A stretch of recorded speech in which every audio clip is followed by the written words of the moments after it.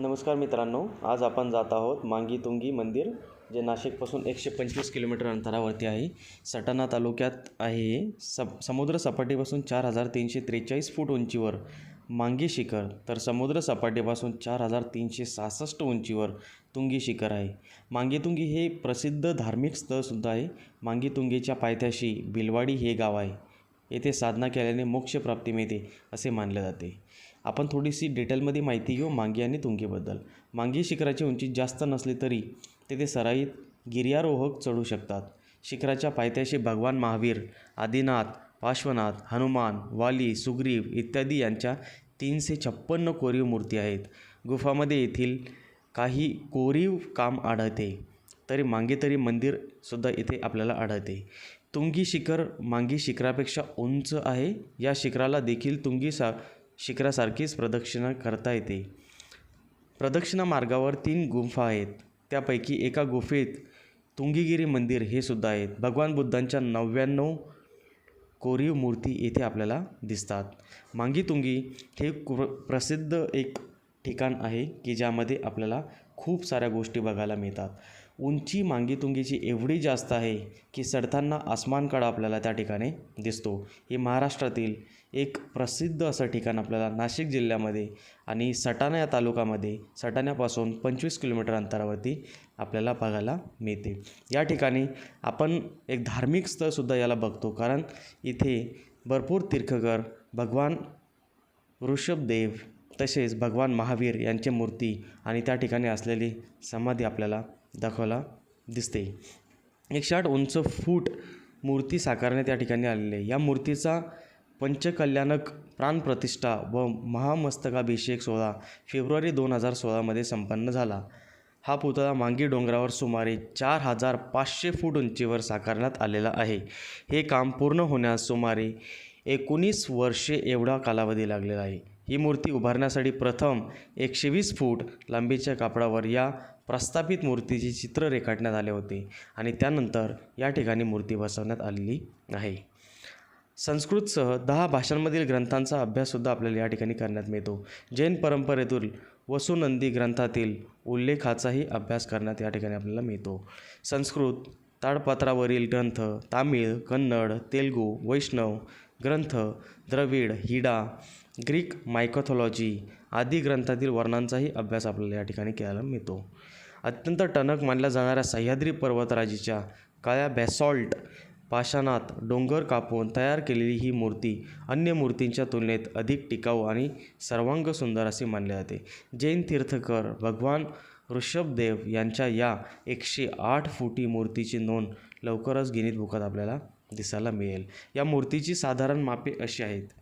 डोक्याचे केस 5 फूट, मुख 12 फूट, मान 4 फूट, कान 14 फूट, मान ते छाती 12 फूट, टोंगळे 4 फूट, तळपाय 4 फूट, कमळ 5 फूट आणि चौथरा 3 फूट आपल्याला या ठिकाणी दिसतो.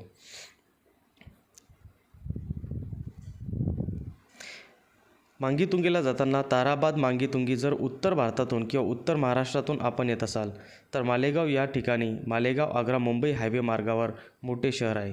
तिथून नामपूर अथवा सटाणा मार्गे ताराबाद येथून मांगी तुंगीला जाऊ शकता.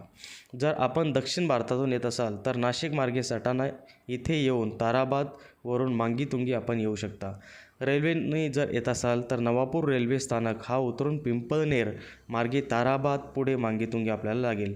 मनमाड रेल्वे स्थानकाला उतरूनसुद्धा आपण मालेगाव मार्गे ताराबादला जाऊ शकतो. गडाला खूप साऱ्या वाटा असून आणि गडाची खूप मोठी उंची असून त्यामुळे या गडावरती चढताना खूप सावधगिरी बाळगणे गरजेचे आहे, कारण या ठिकाणी खूप सारे आपल्याला विषारी प्राणीसुद्धा दिसतात. आम्ही पूर्ण दिवस या ठिकाणी खूप एन्जॉय केला आणि खूप मोठे शिखर आम्ही या ठिकाणी मांगी आणि तुंगी दोन्हीही बघितले आणि भगवान महावीर यांच्या मूर्तीचे आम्ही दर्शन या ठिकाणी घेतले.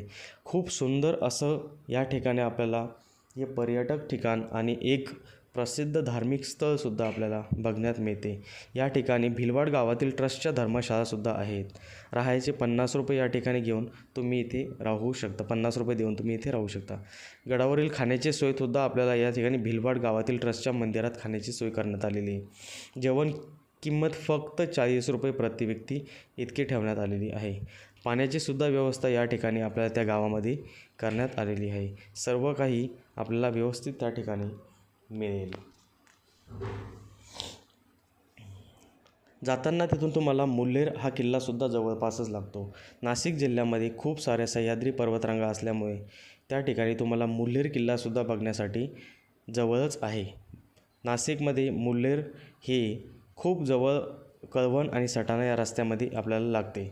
मांगीतुंगीला जातानाच तुम्हाला या ठिकाणी मुल्हेरला तुम्ही जाऊ शकता. साल्हेर आणि मुल्हेर दोन्ही खूप सुप्रसिद्ध अशा प्रकारचे मोठे किल्ले छत्रपती शिवाजी महाराजांनी बांधलेले आहे. ते सुद्धा तुम्ही मांगीतुंगीला गेल्यानंतर तिथून तुम्ही बघू शकता. बाकीचे जवळचे तुम्हाला नाशिकमधले त्र्यंबकेश्वर, सप्तशृंगी, पंचवटी, रामकुंड, मुक्तिधाम मंदिर, काळा राम मंदिर हे सुद्धा तुम्ही त्या ठिकाणी बघू शकता.